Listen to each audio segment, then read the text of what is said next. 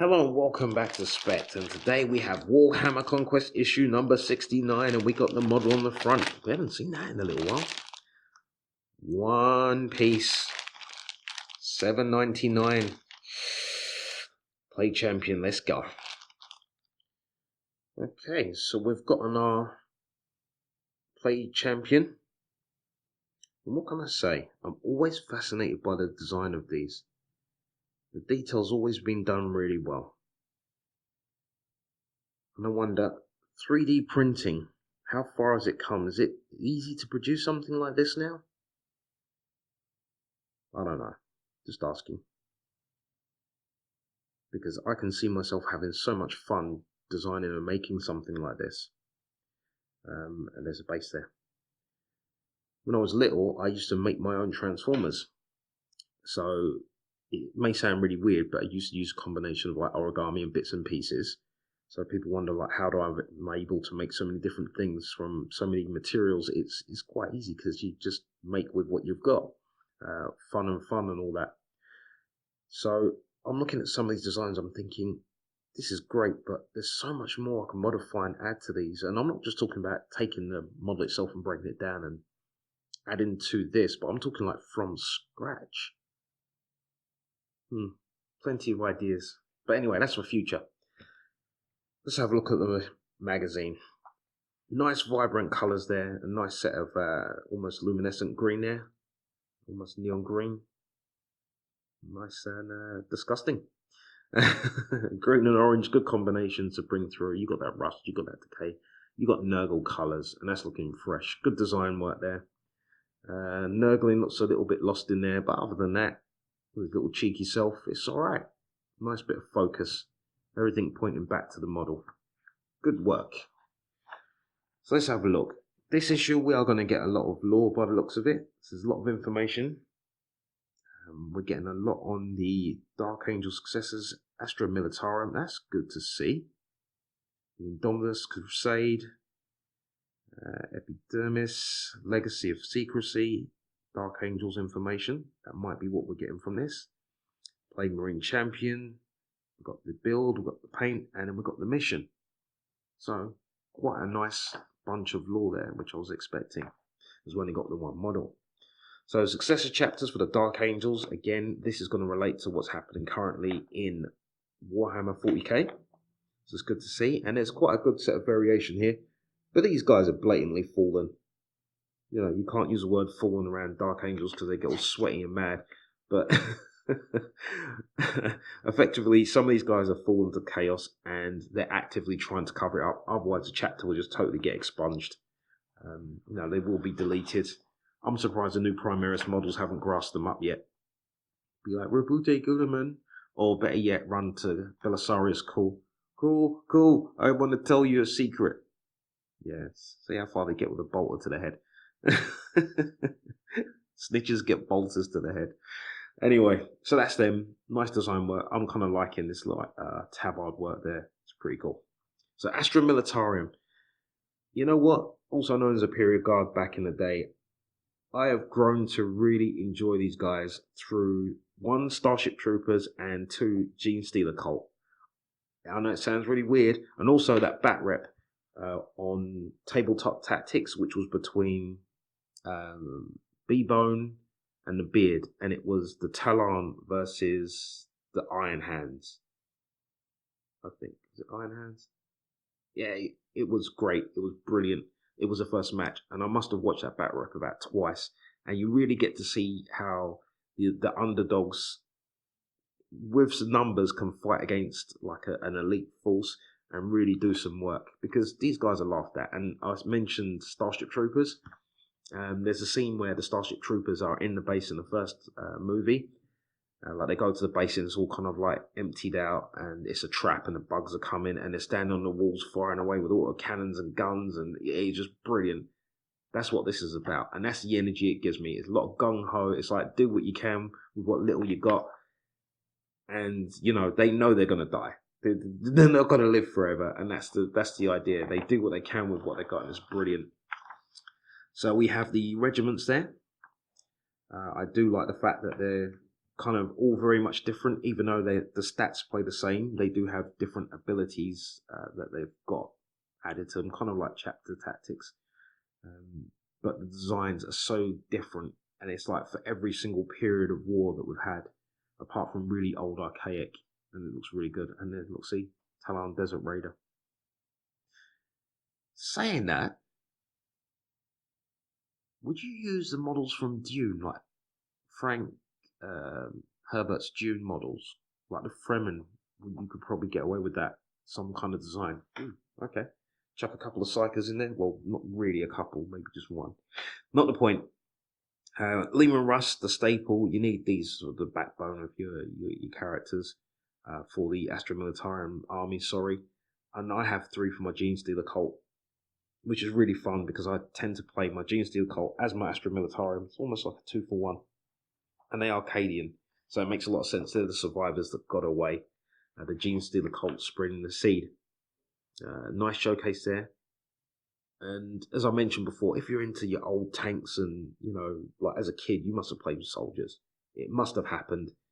This is that gateway, that direct connection that would remind you of those things. And to get a good painting tutorial on how to paint tanks, the Weather Pig has done 1 or 2 variations on tanks. I think he did a Tiger tank, if I remember rightly. And he shows you how to chip tanks. It's hilarious. He just smashes them together. Now, that's not really how he does it, but that had me cracking up. So let's have a look. So additional models there. Yeah, get your collection on. They're lots of fun. I do like the Tempestus Militarium. These guys are sub-Space Marine standard. I mean, like, they're really good. They remind me almost of, potentially could be commissars. They are that tough. They are that good. So the Indominus Crusade continues, so we get a little bit of lore on that. So what happened when Rabute Gilliman came back and did his thing? And we, at that time, yes, we did get the Fall of Cadia. We did get knights introduced. Again, we did get our hands on some Custodes and Sisters of Silence that was sent out as well. So Epidermis, a Herald of Nurgle. Sorry, I just had a moment where I just went quiet. My brain was just, what's going on? I don't have this class as Demon Prince, so I'll have to have a look into that. But kind of like the Tally Man doing his thing there, taking notes. He is meant to document every single new plague, disease, or bacteria that comes into existence, and that's his job. He is a really good force multiplier, can actually enhance your army, especially if you're playing Nurgle. So you get one of him. I think we're going to get a version of him in Conquest magazine, so I'm looking forward to that. Legacy of Secrecy. So we're continuing with the Dark Angels and their reason for their secrecy. I am not a fan of all that secrecy. That's how the heresy started. So it's giving you info there. This is like the really old artwork style there. I'm just not a fan of really small heads and tiny hands and really oversized thighs. When doing comic drawing, if you kind of like spend your time doing that, you learn instantly that's a sign of a villain. Thick thighs. Small head and hands is villains. Like, heroes tend to be top heavy. It's just like the iconic view. If you look at Superman, you'll see that, or but if you look at someone like, not Doctor Doom, just trying to think of someone, not even MODOK, like the old school Brainiac, they would show you, they will have like thicker legs and kind of like small torsos. It's, one of those things. Disproportion. Although if you're a runner, then that would be your thing. So I don't know. Strange how it's changed over the years. But anyway, Plague Marine champion there, the build there, clip glue. This will be really easy to modify with your spare bits from before. Even if you got parts off your Chaos Rhino, you can add those to them, just to make them look different if you get more than one.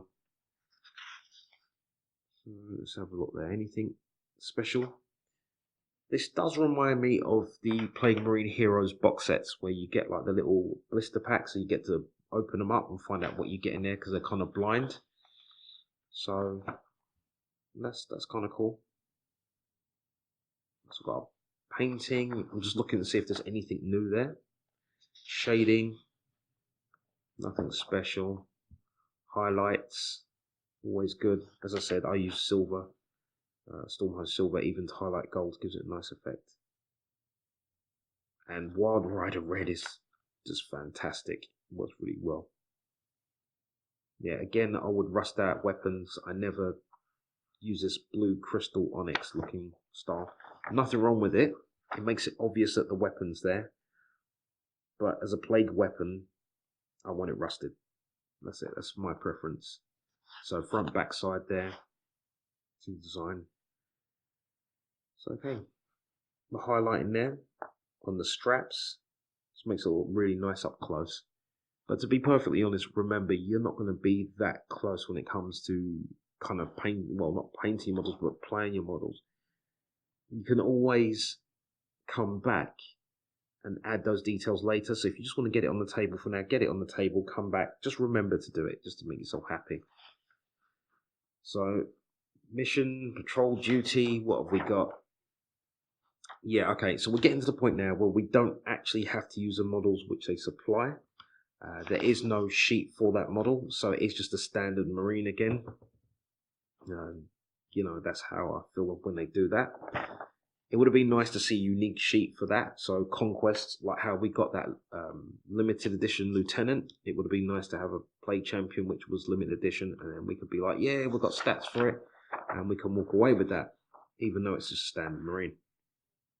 So we've got a deployment, we've got our 3 mats. We have actually got a mission in play here, but again, 40 power points, 3 command points. Okay, so practice this with looking at your PowerPoints, because you're going to have the codexes. Have a look at how many points that works out to for the models that you're selected, and you get a rough idea of how the PowerPoints don't actually quite work out to the power rating doesn't quite work out to the point cost of each model. Sometimes it seems fair when you're just doing power levels, and then you can see a massive disparity when it gets to the points. But it's definitely, you know, if you've got a problem with that, just look at model for model. You know, if your opponent's taking a captain, you take a captain. And that's friendly wise. If you are just doing this yourself, you're not going to have the option to look at what your opponent's got pretty much until it comes to the table. You know, you get a list to make sure they have got the right amount of points, and that's about it. Okay. So next issues, we have paints. We have our crane. This might be worth getting 2 of because these just look fun anyway. And for a Genestealer Cult table, you're going to want as much kind of mechanical vehicles or loaders and those kind of things on the table to make it look very industrial. And you can see right there all the crates and back. It just looks brilliant. Oh, it might be worth getting like a little cheap train track just to chuck that on. You know, just to put it on the table and it'll look really good. I think I'll do that with mine, just to show you that. Okay, still no US there. Oh man, I feel like it's almost at the end and almost run its course, and they still haven't hit the States with this. I mean, how? Either way, look, I'm not going to get into that again. It does make me kind of sad. It is what it is. So let me get the model together. And here it is. I had so much fun painting this model. When it comes to Nurgle models, I've learned starting off with that Typhus base that I use, and then just come in and seek the details. I went for a high-edged white rather than the silver effect. I tried to limit as much rust as I could on it, because I kind of want this guy to be new as a champion, but at the same time, I wanted to bring out all those little secret details that he has, and there are so many, and I'm so happy with this model.